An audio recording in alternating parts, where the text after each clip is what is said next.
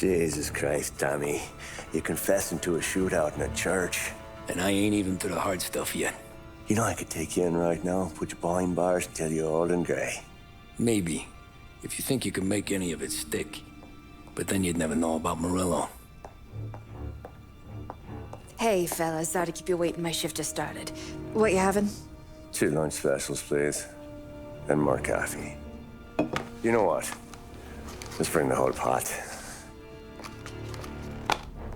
All right, we've come this far together. What kind of heat did you get from the church? It's a strange thing. Nothing really came of it all. Always figured Salieri paid off someone somewhere because it wasn't even in the papers.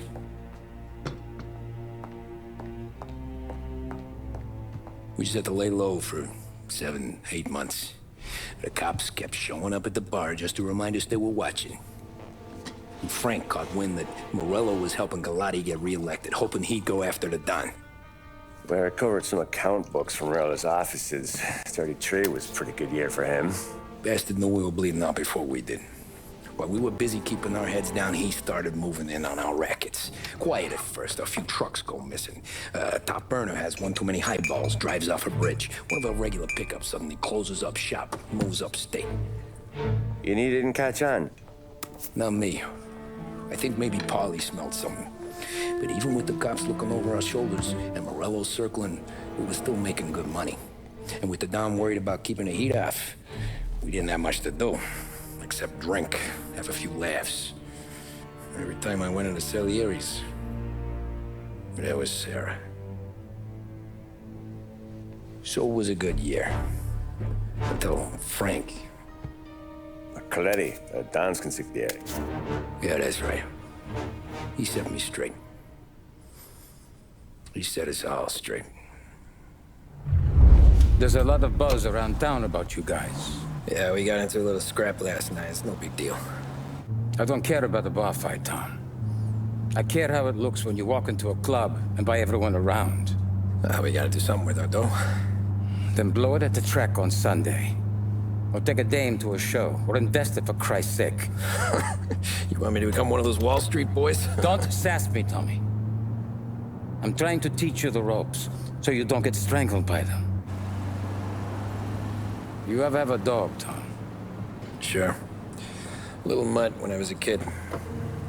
When I was 8 or 9, before I came over from Sicily, I had this beautiful, skinny Cerneco dell'Etna.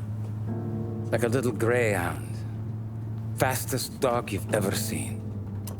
That's how I met the Don. We started setting up races together, betting on her with coins and rifle shells. There wasn't another dog that could catch her. She never lost. Until the day she did. We were only out a pocket knife, but I never saw the Don so angry. She got old on you? No. Pregnant. She went into heat, got out of the yard, and every dog in town had a turn. You're like that dog, Tommy. Every time you flash your money around, you're a bitch in heat. And everyone in that club is now looking to fuck you. And once you get fucked, you're no good to us. Do you understand? You made your point. Good. Because you need to think about your career here. Look, Paulie's at his ceiling. He's the guy we want in a tussle, but he's not smart enough to run anything. Sam is loyal, but he has no vision. But you, Tommy, you could run this town someday. Well, I appreciate that, Frank. So, what happened to the dog? The Don tried to drown her.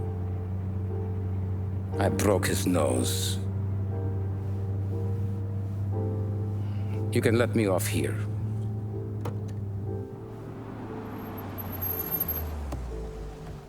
Give Sarah my best, Tommy.